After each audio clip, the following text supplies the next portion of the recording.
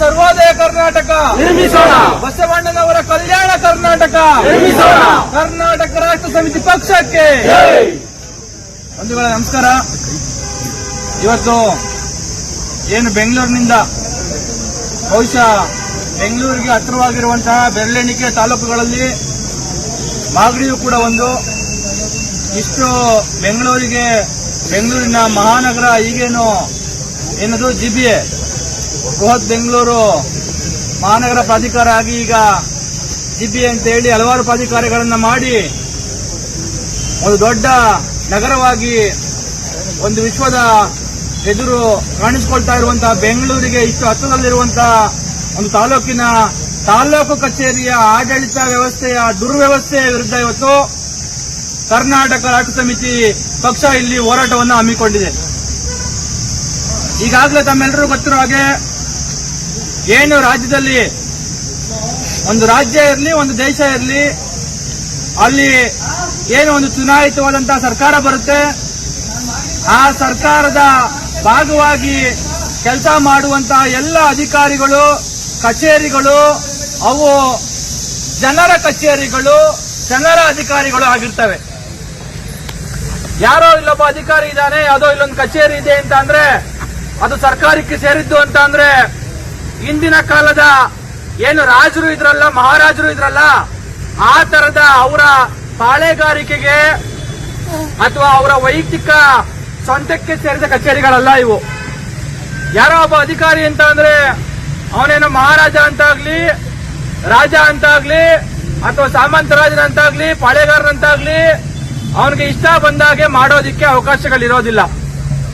ಜನರಿಗೆ ಸೇವೆ ಕೊಡೋದಿಕ್ಕೆ ಜನರ ತೆರಿಗೆ ಹಣದಲ್ಲಿ ಸಂಬಳವನ್ನ ಪಡೆದು ಜನರೇ ಕೂಲಿ ಕೊಟ್ಟು ನೇಮಕ ಮಾಡಿಕೊಂಡಿರುವಂತಹ ಅಧಿಕಾರಿಗಳು ಇವತ್ತು ಇಂಥ ಕಚೇರಿಗಳಲ್ಲಿ ಇರೋದು. ಇವ್ರ ಕೆಲಸ ಏನು? ಜನರಿಗೆ ಏನೋ ಒಂದು ಈಗ ಒಂದು ದೊಡ್ಡ ಸಮಾಜ, ನಮ್ದೊಂದು ದೊಡ್ಡ ವ್ಯವಸ್ಥೆ, ದೊಡ್ಡ ಜನಸಂಖ್ಯೆ ಇರುವಂತಹ ಒಂದಷ್ಟು ಪ್ರದೇಶ, ಹಾಗಾಗಿ ಜನರಿಗೆ ದಾಖಲೆಗಳು ಬೇಕಾಗಿರುತ್ತೆ, ಜನರಿಗೆ ಬೇರೆ ಬೇರೆ ಸೇವೆಗಳು ಬೇಕಾಗಿರ್ತವೆ. ಸೊ ಹಾಗಾಗಿ ನಾವು ಒಂದಷ್ಟು ತಹಸೀಲ್ದಾರರು, DC, ರೆವಿನ್ಯೂ ಇಲಾಖೆ, ಇನ್ಯಾವುದೋ ಆರೋಗ್ಯ ಇಲಾಖೆ, ಪೊಲೀಸ್ ವ್ಯವಸ್ಥೆ, ಇನ್ಯಾವುದೋ ಕೃಷಿ ಇಲಾಖೆ, ತೋಟಗಾರಿಕೆ ಇಲಾಖೆ, ಈ ರೀತಿಯಾಗಿ ನಾನಾ ತರದ ಇಲಾಖೆಗಳನ್ನ ಇಟ್ಕೊಂಡಿದೀವಿ. ಜನರಿಗೆ ಒಂದು ವ್ಯವಸ್ಥೆಯ ಅಡಿಯಲ್ಲಿ ಬದುಕ್ತಾ ಇರುವಂತಹ ಜನರಿಗೆ ಯಾವ ಯಾವ ವಿಭಾಗಗಳಲ್ಲಿ ಏನೆಲ್ಲ ಸಮಸ್ಯೆಗಳು, ತೊಂದರೆಗಳು, ಕೆಲಸಗಳು, ಸೇವೆಗಳು ಆಗಬೇಕಾಗಿರುತ್ತೋ ಅಂತ ಸೇವೆಗಳನ್ನ ಒದಗಿಸಿಕೊಡ್ಲಿ ಅನ್ನೋ ಕಾರಣಕ್ಕಾಗಿ ನಾವು ಈ ತರದ ಇಲಾಖೆಗಳನ್ನ ಮಾಡಿಕೊಂಡು ಅದಕ್ಕೊಂದು ಕಚೇರಿ, ಅದಕ್ಕೊಬ್ಬ ಅಧಿಕಾರಿ, ಆ ಅಧಿಕಾರಿಗೆ ಭತ್ಯೆ, ಸಂಬಳ, ಕಾರು, ಆಳು ಗೀಳು, ಕಚೇರಿ ಸಿಬ್ಬಂದಿ ಇವೆಲ್ಲವನ್ನ ಕೊಟ್ಟು ಜನರ ಸೇವೆ ಮಾಡ್ರಪ್ಪ ಅಂತೇಳಿ ಇಟ್ಟಿರುವಂತದ್ದು. ಇದು ಒಂದು ಡೆಮಾಕ್ರೆಟಿಕ್ ಸಿಸ್ಟಮ್ನ ಒಳಗಿರುವಂತಹ ಒಂದು ಆಡಳಿತ ವ್ಯವಸ್ಥೆ, ಕಾರ್ಯಾಂಗ ವ್ಯವಸ್ಥೆ. ಇವತ್ತು ಈ ರೀತಿಯಾಗಿರುವಂತಹ ವ್ಯವಸ್ಥೆಯನ್ನ ದುರ್ಬಳಕೆ ಮಾಡಿಕೊಂಡಿರುವಂತಹ ಅಧಿಕಾರಿಗಳು ನೇರವಾಗಿ ದುರಾಡಳಿತದಲ್ಲಿ ಮುಳುಗಿ, ಭ್ರಷ್ಟಾಚಾರದಲ್ಲಿ ಮುಳುಗಿ, ತಮ್ಮ ಕಚೇರಿಗೆ ಬರುವಂತಹ ಜನರನ್ನ ಬಹಳ ಕೇವಲವಾಗಿ ನಿಕೃಷ್ಟವಾಗಿ ಕಾಣ್ತಾ ಇರುವಂತಹ ಪರಿಸ್ಥಿತಿಯಲ್ಲಿ ಕಳೆದ 6-7 ವರ್ಷಗಳಿಂದ ಕರ್ನಾಟಕ ರಾಷ್ಟ್ರ ಸಮಿತಿ ಪಕ್ಷ ಸ್ಥಾಪನೆ ಆಗೋದಕ್ಕಿಂತ ಮುಂಚೆಯೂ ಕೂಡ ರವಿ ಕೃಷ್ಣಾರೆಡ್ಡಿ ಅವರ ನೇತೃತ್ವದಲ್ಲಿ, ನಮ್ಮ ನಾಯಕರ ನೇತೃತ್ವದಲ್ಲಿ ಲಂಚ ಮುಕ್ತ ಕರ್ನಾಟಕ ನಿರ್ಮಾಣ ವೇದಿಕೆ ಅಂತ ಏನಿತ್ತು 2017-16ನೇ ಇಸ್ವಿಯಿಂದ ಇಲ್ಲಿವರೆಗೂ ನಾವು ಹಲವಾರು ಸರ್ಕಾರಿ ಕಚೇರಿಗಳಿಗೆ ಭೇಟಿ ಮಾಡಿ ಅಲ್ಲಿರುವಂತಹ ಸರ್ಕಾರಿ ಕಚೇರಿಗಳ ನ್ಯೂನತೆ, ಒಬ್ಬ ಈ ದೇಶದ ಪ್ರಜೆ, ಈ ನಾಡಿನ ಪ್ರಜೆ ತಾನೇ ನೇಮಕಾತಿ ಮಾಡಿ ತಾನೇ ತೆರಿಗೆ ನೀಡಿ ಸಂಬಳ ಕೊಟ್ಟು ನೇಮಕಾತಿ ಮಾಡಿಕೊಂಡಿರುವಂತಹ ಅಧಿಕಾರಿಗಳು ಯಾವ ರೀತಿಯಾಗಿ ಆತನಿಗೆ ಮರ್ಯಾದೆಯನ್ನ ಕೊಡಬೇಕು, ಯಾವ ರೀತಿಯಾಗಿ ಕಚೇರಿಗೆ ಬರುವಂತಹ ಜನರನ್ನ, ಸಾರ್ವಜನಿಕರನ್ನ ಅವರು ಕಾಣಬೇಕು,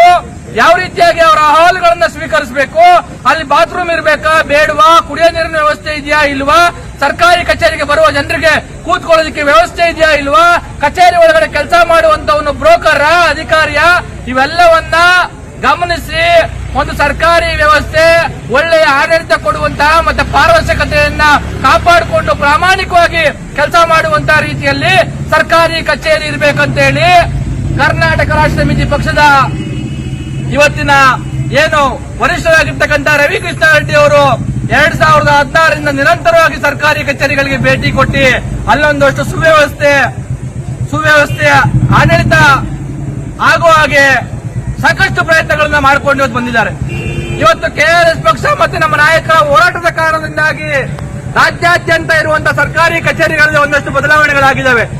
ನಮ್ಮ ಕಾರಣಕ್ಕಾಗಿ, ಕೆಆರ್ಎಸ್ ಪಕ್ಷದವರ ಕಾರಣಕ್ಕಾಗಿ ಇವತ್ತು ಸರ್ಕಾರಿ ಕಚೇರಿಗಳಲ್ಲಿ ಅಧಿಕಾರಿಗಳು ಏನು ಬ್ಯಾಡ್ಜ್ ಹಾಕೊಳ್ಳೋದು, ನೇಮ್ ಪ್ಲೇಟ್ ಇಟ್ಕೊಳ್ಳೋದು, ಅಲ್ಲೊಂದಷ್ಟು ಅವರ ಸೇವೆಗಳಿಗೆ ಏನೆಲ್ಲ ಶುಲ್ಕ ಇದೆ ಅನ್ನೋದನ್ನ ಅವರು ಸರ್ಕಾರಿ ಕಚೇರಿಯ ಒಳಗೆ ಜನರಿಗೆ ಕಾಣೋ ಹಾಗೆ ಪ್ರಕಟಿಸೋದು, RTI ಬೋರ್ಡ್ಗಳನ್ನ ಪ್ರಕಟಿಸೋದು,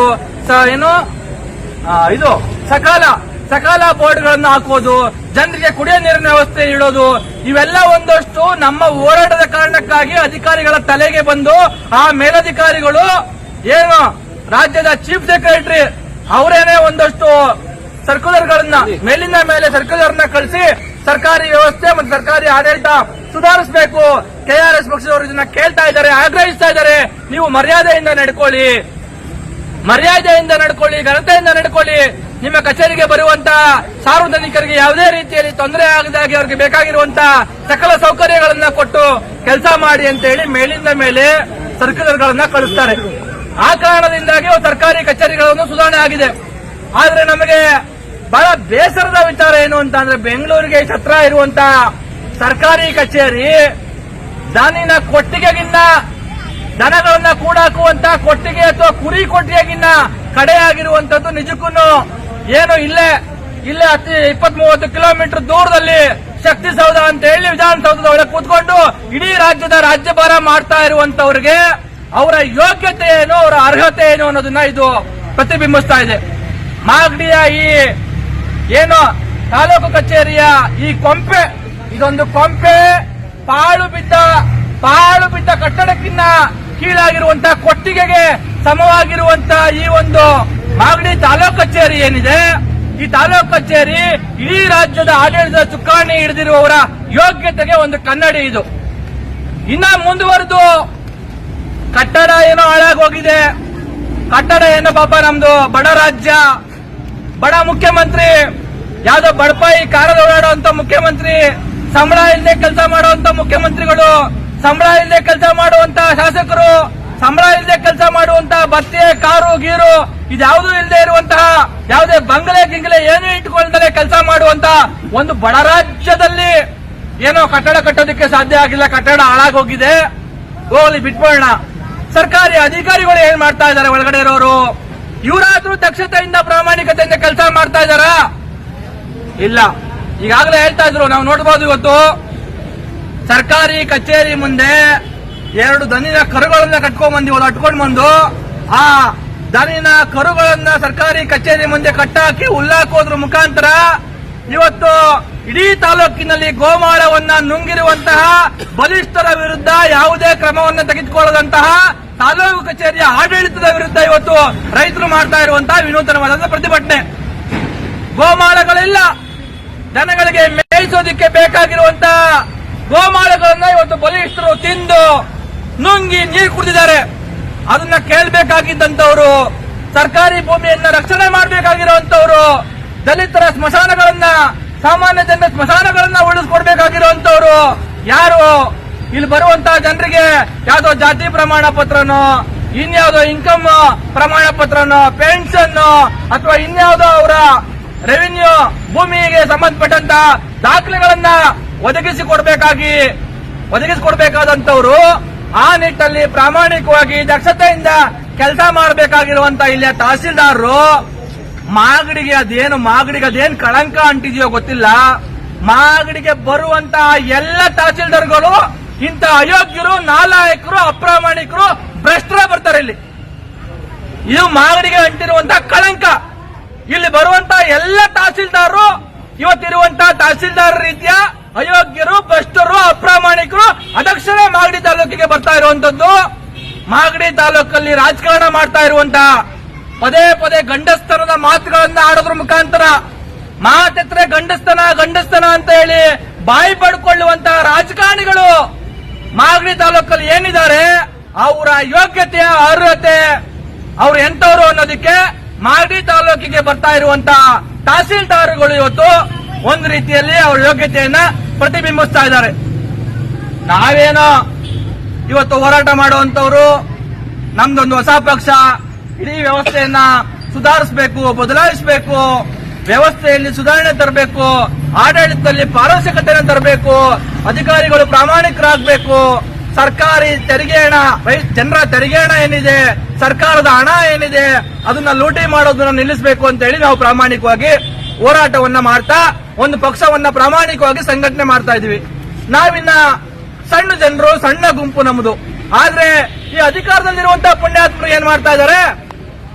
ಇವತ್ತಿರುವಂತಹ ಮಾಜಿ ಶಾಸಕರು, ಹಿಂದಿನ ಸಂದರ್ಭದಲ್ಲಿ ಆಡಳಿತದಲ್ಲಿದ್ದಂತವರು, ಇವತ್ತು ಆಡಳಿತದಲ್ಲಿರುವಂತಹ ಶಾಸಕರು, ಹಿಂದೆ ಅವರು ಕೂಡ ಆಡಳಿತ ನಡೆಸಿದಂತವರು, ಮತ್ತೆ ಹಿಂದೆ ಒಮ್ಮೆ ಮಾಜಿ ಕೂಡ ಆದಂತವರು, 5-6 ಬಾರಿ ಇಲ್ಲಿ MLA ಆಗಿರುವಂತವರು, ಮಾತೆತ್ತರೆ ಯಾರೋ ಒಬ್ರು ನಾಯಕರು ಇಲ್ಲಿ ಮುಖ್ಯಮಂತ್ರಿ ಆಗ್ಬಿಡ್ಬೇಕು, ಈ ರಾಜ್ಯಕ್ಕೆ ಇವ್ರು ಮುಖ್ಯಮಂತ್ರಿ ಆಗ್ಬಿಟ್ರೆ ಇಲ್ಲೆಲ್ಲ ಏನಂತಾರೆ, ಇಡೀ ರಾಜ್ಯ ಒಂದು ದೊಡ್ಡ ಮಟ್ಟದಲ್ಲಿ ಬದಲಾವಣೆ ಆಗ್ಬಿಡುತ್ತೆ, ಇಲ್ಲಿರುವಂತ ಜನರ ಸಮಸ್ಯೆಗಳೆಲ್ಲ ಸುಧಾರಿಸ್ಬಿಡ್ತವೆ, ಜನರು ಇಲ್ಲಿ ಬಹಳ ಬೇರೆ ತರಕ್ಕೆ ಬದುಕ್ಬಿಡ್ತಾರೆ ಅನ್ನುವಂತ ರೀತಿಯಲ್ಲಿ ಇವರು ನಮ್ಮ ಮುಖ್ಯಮಂತ್ರಿ ಆಗ್ಬೇಕು ಅಂತ ಹೇಳಿ ಯಾರೋ ಒಬ್ಬರನ್ನ ಮುಖ್ಯಮಂತ್ರಿ ಮಾಡೋದೇ ಇವತ್ತು ಮಾಗಡಿ ಶಾಸಕರ ಮುಖ್ಯ ಕೆಲಸ ಆಗ್ಬಿಟ್ಟಿದೆ.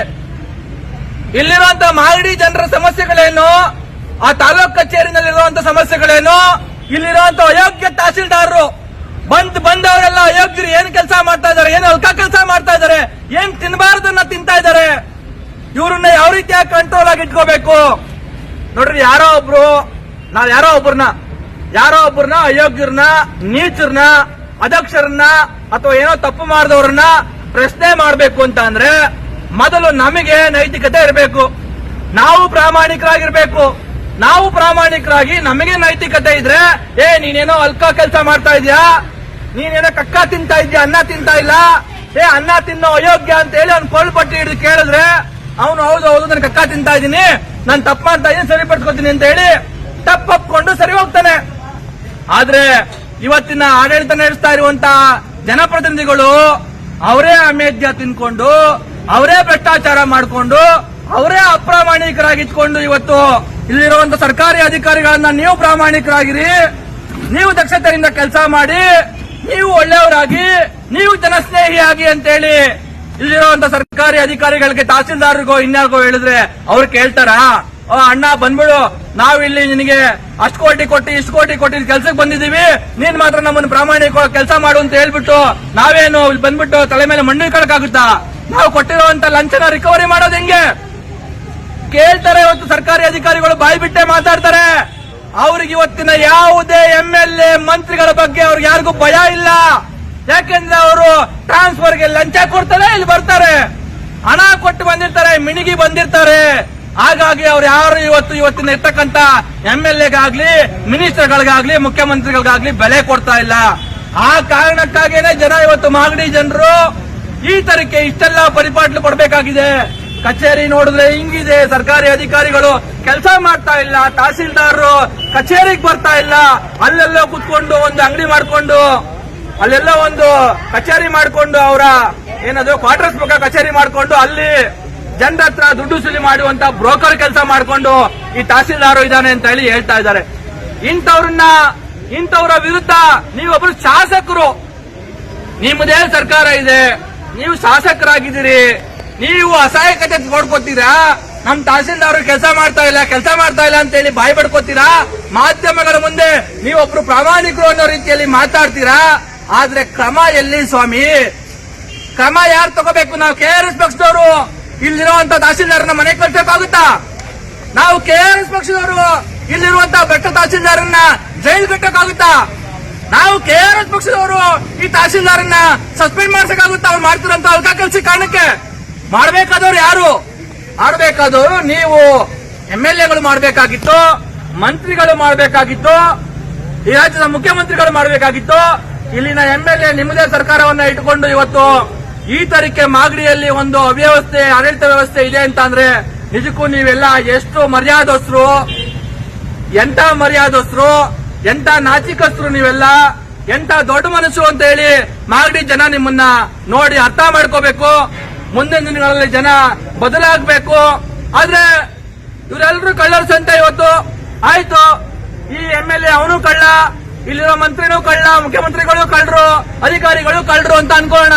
ಈಗೇನ್ ನಾವು ತಿನ್ನಕ್ ಬಿಟ್ಬಿಟ್ಟು ಸುಮ್ಮನೆ ಆಗ್ಬಿಡೋದ? ಮಾಗಡಿ ಜನರು ಏನ್ ಮಾಡ್ಬೇಕು?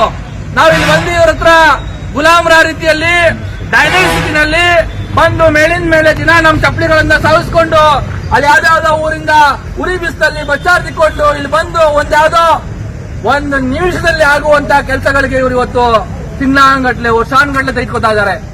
ಲಂಚ ಇಲ್ಲದೆ ಯಾವ ಕೆಲಸಗಳನ್ನ ಇವತ್ತು ಮಾಡ್ಕೊಡ್ತಾ ಇಲ್ಲ.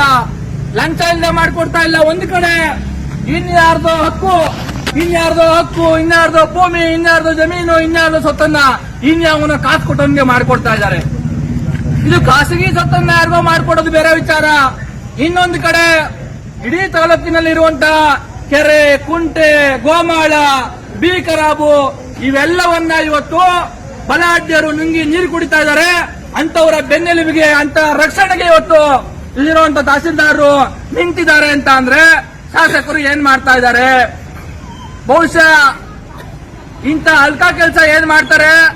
ಗೋಮಾಳ ನುಂಗೋದು, ಖರಾಬ್ ನುಂಗೋದು, ಸ್ಮಶಾನ ನುಂಗೋದು, ಕೆರೆ ಕುಂಟೆ ನುಂಗುವಂತಹ ಕೆಲಸವನ್ನ ಮಾಡುವಂತವರು ಬಹುತೇಕರು ರಾಜಕೀಯ ಪ್ರಭಾವ ಇರುವಂತವ್ರೆ. ಬಹುಶಃ ಈ ತಹಸೀಲ್ದಾರರು ಆ ತರದ ಕಳ್ಳರ, ಮೋಸಗಾರರ, ಆ ತರ ಜನ ವಿರೋಧಿ ಕೆಲಸ ಮಾಡುವಂತ ಕುಡಿ ರಾಜಕಾರಣಿಗಳ ಬೆಂಬಲಕ್ಕೆ ಕೆಲಸ ಮಾಡೋದಕ್ಕೆ ಇವತ್ತು ರಾಜಕಾರಣಿ ಇಲ್ಲಿ ಅಲ್ಲ, ಈ ತಹಸೀಲ್ದಾರರು ಇಲ್ಲಿ ಕೆಲಸ ಮಾಡ್ತಾ ಇದ್ದಾರೆ ಅಂತ ಹೇಳಿ ನಮಗೆ ಅನ್ನಿಸ್ತಾ ಇದೆ. ಇದಂತೂ ಬಹಳ ಬೇಸರದ ವಿಚಾರ. ಇಡೀ ಮಾಗಡಿ ಜನತೆ ಏನು ಬೆಂಗಳೂರಿಗೆ ಹತ್ರ ನಮ್ ಜಮೀನೆಲ್ಲ ಕೋಟ್ಯಾಂತರ ರೂಪಾಯಿ ಆಗೋಯ್ತು. ನಮ್ ಜಮೀನಲ್ಲೆಲ್ಲ ಈಗ ಸೈಟ್ ಹೊಡೆದಿ ನಾವೆಲ್ಲ ಜಮೀನುಗಳನ್ನ ಸೈಟ್ಗಳನ್ನ ಮಾಡಿ ಮಾರ್ಕೋಬಹುದು, ನಾವೆಲ್ಲ ಕರೋಡ್ಪತಿಗಳು, ಕುಬೇರರಾಗಿದ್ದೀವಿ ಅಂತ ಹೇಳಿ ಅನ್ಕೊಂಡಿರುವಂತ ಮಾಗಡಿಯ ತಾಲೂಕಿನ ಜನತೆ, ನೀವು ತಾಲೂಕ್ ಕಚೇರಿಗೆ ಬಂದ್ರೆ ಗೊತ್ತಾಗೋದು ನೀವೆಷ್ಟು ಗುಲಾಮರು ಅಂತ. ನೀವು ಎಂಥ ಗುಲಾಮಗಿರಿಯ ಪರಿಸ್ಥಿತಿಯಲ್ಲಿ ಮಾಗಡಿ ಜನತೆ ಇದ್ದೀರಾ ಅಂತ ಹೇಳಿ ನಿಮ್ಗೆ ಗೊತ್ತಾಗಬೇಕು ಅಂತ ಅಂದ್ರೆ ನೀವು ಮಾಗಡಿ ಕಚೇರಿಗೆ, ತಾಲೂಕ್ ಕಚೇರಿಗೆ ಬಂದಾಗ, ಇಲ್ಲಿನ ಆಡಳಿತ ವ್ಯವಸ್ಥೆಯನ್ನ ನೋಡಿದಾಗ, ಇಲ್ಲಿ ಸರ್ಕಾರಿ ಅಧಿಕಾರಿಗಳು ನಿಮ್ ಕೈಗೆ ಸಿಗದೆ ಹೋದಾಗ, ನೀವು ತಿಂಗಳಾನುಗಟ್ಟಲೆ ಮೇಲಿಂದ ಮೇಲೆ ಸರ್ಕಾರಿ ಕಚೇರಿಗೆ ಅಲೆದಾಗ ನೀವು ಎಂಥ ಗುಲಾಮಗಿರಿ ವ್ಯವಸ್ಥೆಯಲ್ಲಿ, ಎಂಥ ಭ್ರಷ್ಟ ವ್ಯವಸ್ಥೆಯಲ್ಲಿ, ಎಂಥ ದುರಾಡಳಿತದ ವ್ಯವಸ್ಥೆಯಲ್ಲಿ ಇದ್ದೀರಾ ಅನ್ನೋದು ನಿಮಗೆ ಅರ್ಥ ಆಗುತ್ತೆ. ಹಾಗಾಗಿ ದಯವಿಟ್ಟು ಇದು ನಾವೊಂದು ಸಾಂಕೇತಿಕವಾಗಿ ಕೆಆರ್ಎಸ್ ಪಕ್ಷದವರು ಈ ಹೋರಾಟವನ್ನು ಇವತ್ತು ಹಮ್ಮಿಕೊಂಡಿದ್ದೀವಿ. ಬದಲಾಯಿಸಬೇಕು, ಬದಲು ಮಾಡ್ಬೇಕು. ನಾವು ಇವರಿಗೆ ಮರ್ಯಾದೆ ಆದ್ರೂ ತೆಗೆದು ಎಂತೆಂತ ಮರ್ಯಾದೆಲ್ಲ ತಹಸೀಲ್ದಾರ್ ಅಂತ ಅಂದ್ರೆ ಕೆಎಎಸ್ ಎಲ್ಲ ಓದ್ಕೊಂಡು ಇಡೀ ದೇಶ ಪ್ರಪಂಚದ ವಿದ್ಯಮಾನಗಳನ್ನೆಲ್ಲ ಓದಿ ತಲೆ ಒಳಗಡೆ ಬೂದಿ ಉಯ್ಕೊಂಡು ಬಂದಿಲ್ಲಿ ತಹಸೀಲ್ದಾರರಾಗಿರ್ತಾರೆ. ಈ ದೇಶದ ಜನರನ್ನ ಹೇಗೆ ನಾವು ಮೇಲೆತ್ತಬೇಕು, ಬಡತನದಲ್ಲಿರುವಂತ ಜನರನ್ನ ಹೇಗೆ ಉದ್ಧಾರ ಮಾಡಬೇಕು, ಯಾವೆಲ್ಲ ಹೊಸ ತರದ ಯೋಜನೆಗಳನ್ನ ರೂಪಿಸುವುದರ ಮುಖಾಂತರ ಈ ಸಮಾಜವನ್ನ ನಾವು ಒಂದು ಸುಸ್ಥಿತಿಯೆಡೆಗೆ ಮುನ್ನಡೆಸಿಕೊಂಡು ಹೋಗ್ಬೋದು ಅನ್ನುವಂತ ಹಲವಾರು ರಾಜಕೀಯ, ಸಾಮಾಜಿಕ, ಕೃಷಿ ಇವೆಲ್ಲ ವಿಚಾರಗಳ ಬಗ್ಗೆ, ವಿಜ್ಞಾನಗಳ ಬಗ್ಗೆ, ಸಮಾಜದ ಬಗ್ಗೆ ಓದ್ಕೊಂಡು ಬಂದು ಕೆಎಎಸ್ ಓದ್ಕೊಂಡು ಇಂತಹ ದೊಡ್ಡ ಹುದ್ದೆಗೆ ಬರುವಂತವರು ಇವತ್ತು ಬ್ರೋಕರ್ಗಳ ರೀತಿಯಲ್ಲಿ, ಬ್ರೋಕರ್ ಏಜೆಂಟ್, ತಹಸೀಲ್ದಾರ್ ಅಂತ ಅಂದ್ರೆ ಒಬ್ಬ ಬ್ರೋಕರ್ ಏಜೆಂಟ್ ಅನ್ನುವಂತ ಒಂದು ಜನಜನಿತವಾದಂತಹ ಮಾತು ಇವತ್ತು ಎಲ್ಲ ತಾಲೂಕಿನ ಎಲ್ಲ ಜನರು ಮಾತಾಡ್ತಾ ಇದ್ದಾರೆ.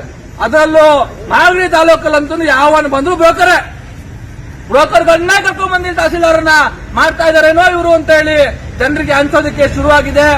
ಆ ಕಾರಣಕ್ಕಾಗಿ ಕೆಆರ್ಎಸ್ ಪಕ್ಷದವರು ನಾವು ಇವತ್ತು ಈ ಹೋರಾಟವನ್ನ ಬಹಳ ಅನಿವಾರ್ಯವಾಗಿ ನಾವೇನೆ ಹಲವಾರು ಸಾರಿ ಬಂದು ಈ ಕಚೇರಿನಲ್ಲಿ ಲಂಚ ಮುಕ್ತ ಅಭಿಯಾನ ಮಾಡಿದ್ದೀವಿ.